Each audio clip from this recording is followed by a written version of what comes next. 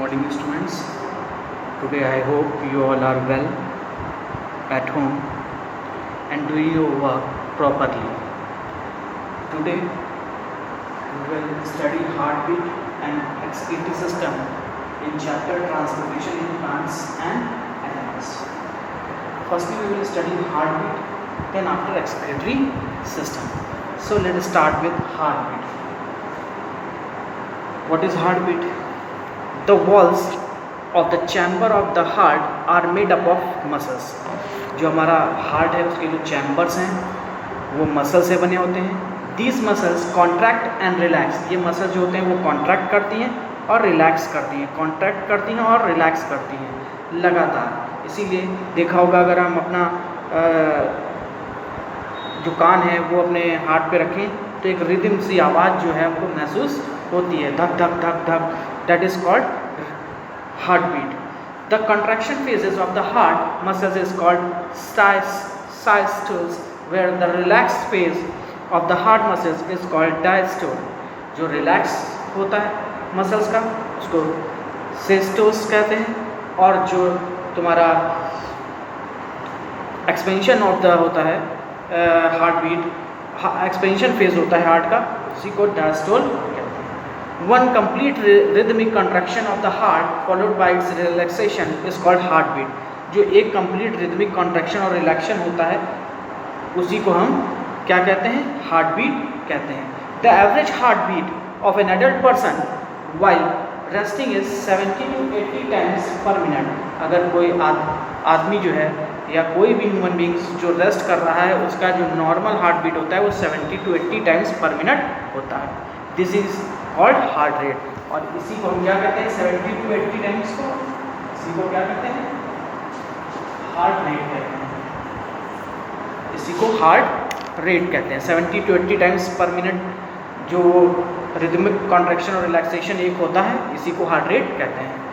When we do any physical activities like cycling, जब हम कोई एक्सरसाइज करते हैं, दौड़ते हैं, तो हमारे बॉडी को ऑक्सीजन की ज़्यादा ज़रूरत होती है, जिसकी वजह से हमारी हार्ट बीट जो है वो नॉर्मल हार्ट बीट से जो है, जो हम लोग रेस्टिंग हार्ट बीट होती है उससे तेज़ हो जाती है. ठीक है, क्यों? क्योंकि रिस्पिरेशन की प्रोसेस होती है और उस रिस्पिरेशन में हमारी बॉडी को ऑक्सीजन ज़्यादा ज़रूरत होती है, जिसकी वजह से ऐसा होता है. The supply of more oxygen the blood flows faster. और जैसे जैसे ज़्यादा ऑक्सीजन हमारी ब्लड में जाएगी वैसे वैसे ब्लड सर्कुलेशन जो होगा वो फास्ट हो जाएगा, और जब ब्लड सर्कुलेशन फास्ट होगा तो हार्ट बीट भी बढ़ जाएगी. अब डॉक्टर्स हार्ट बीट को मेजर करने के लिए स्टेथोस्कोप को इस्तेमाल करते हैं. एक तरीके का इंस्ट्रूमेंट है जिसको हम स्टेथोस्कोप कहते हैं. डॉक्टर्स के पास जनरली देखा होगा. ठीक है, इसके 3 पार्ट्स होते हैं, देखा होगा कि इस तरीके से. ठीक है, ये और यहाँ पे लगा रहता है, इसी को हम क्या कहते हैं? स्टेथोस्कोप कहते हैं. ठीक है, स्टेथोस्कोप को जो है वो 3 पार्ट्स होते हैं.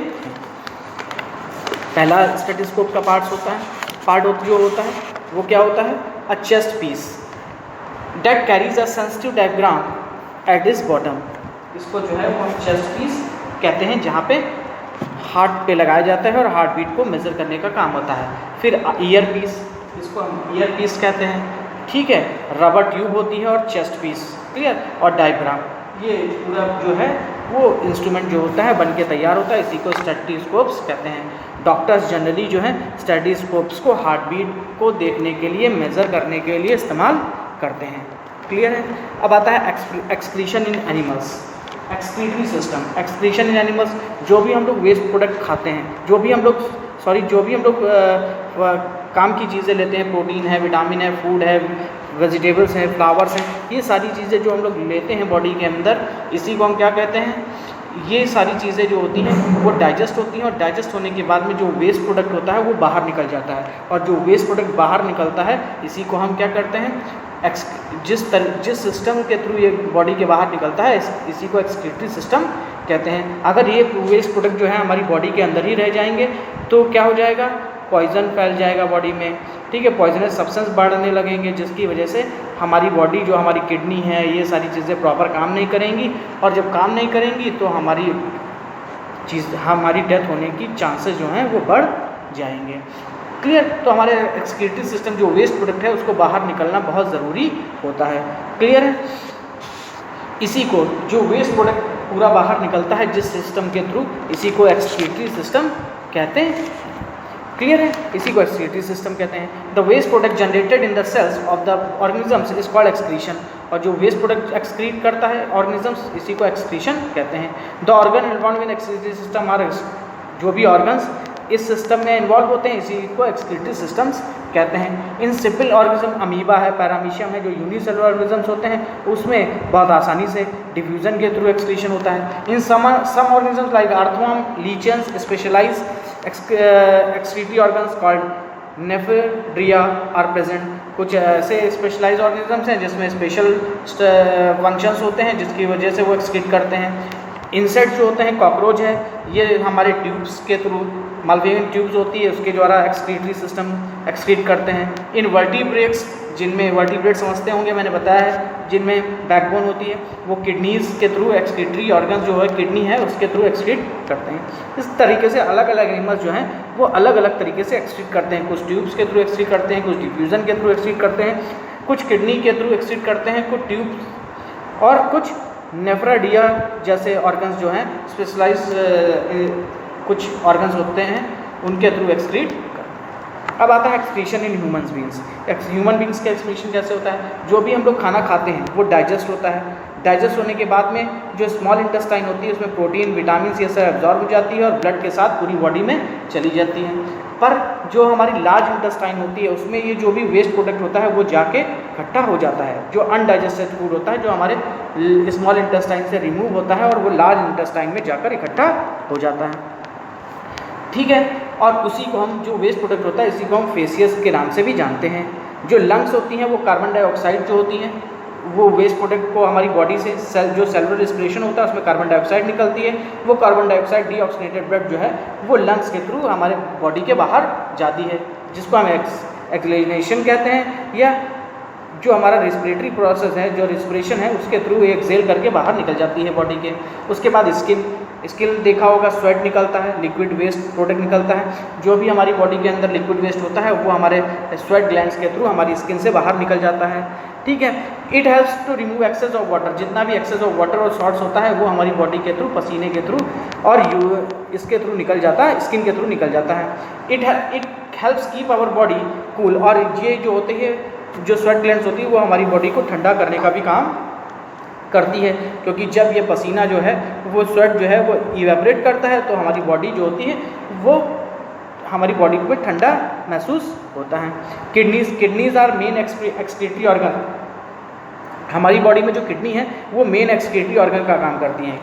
ठीक है। और इसी के थ्रू हम लोग जो है वो एक्सक्रीशन करते हैं। Excretory system in human consist of kidneys, urinary bladder, urethra and urethra, ureters और यूरेट्रा। इस तरीके से जो हमारे एक्सक्रीटरी सिस्टम है उसमें ये पार्ट जो हैं वो टेक पार्ट करते हैं। सबसे पहले आती है kidney. A pair of kidney are present in humans. हमारी बॉडी में दो किडनी होती हैं। These kidney are situated the low level of waste. जो हमारा वेस्ट होती है, जो कमर होती है उसके ऊपर ही जो है वो किडनी जो होती है दोनों तरफ होती हैं, either side of the vertebral columns. Kidneys are brick red in colour and bean shape. Kidney जो होती हैं वो रेड कलर की होती हैं, बीन शेप की होती हैं, जैसे बीन्स होती हैं वैसे ही होती हैं। Each kidney contains a large number of coil tubes. हमारी किडनी में बहुत सारे लार्ज कॉइल शेप ट्यूब्स होते हैं, उसी को हम नेफ्रॉन कहते हैं। नेफ्रॉन जो होते हैं एज अ फिल्टर काम करते हैं और जो भी वेस्ट प्रोडक्ट होता है इन फिल्टर से गुजरता है और प्यूरीफाई होकर जो भी वेस्ट प्रोडक्ट होता है वो निकल जाता है। Nephrons are as filters and remove the waste product from our body. जैसे हमारी गाड़ी में फ़िल्टर होता है और उसमें गंदगी जम जाती है, बिल्कुल उसी तरीके से जो हमारा किडनी होती है उसमें भी फ़िल्टर होते हैं और उन फिल्टर्स को नेफ्रॉन कहते हैं। और नेफ्रॉन जो होती है उसी से जो भी वेस्ट प्रोडक्ट होते हैं वो उसमें जम जाते हैं और वो बाहर बॉडी के निकल जाते हैं। The harmful substance urea, waste, salt etcetera from the blood, the waste product dissolve in water and remove from the kidney as a yellowish liquid called urine.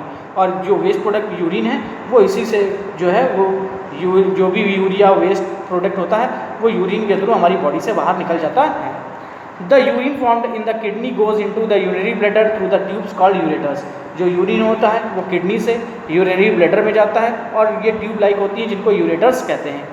Urine is stored in the urinary bladder. Urine जो होती है urinary bladder में store करती है। And passes out from the body regular intervals, और हमारी body में regular interval से बाहर निकलती रहती है। क्लियर है? With a small opening in the tube called urethra. Small opening होती है जिसको हम यूरेथ्रा कहते हैं। An adult being normally passes about 1 to 8 litre urine in 24 hours. हमारी जो नॉर्मल ह्यूमन होता है वो 1 से 1.8 लीटर यूरिन जो है 24 आवर्स में बाहर निकालते हैं। The urine consist of 95% water. Urine में 95% वाटर होता है, 2.5% यूरिया होता है और 2.5% अदर वेस्ट प्रोडक्ट जैसे यूरिक एसिड और अमोनिया। क्लियर? नेक्स्ट वीडियो में हम लोग किडनी फेलियर और ट्रांसपोर्टेशन ऑफ सब्सटेंस देखेंगे। Okay, thank you.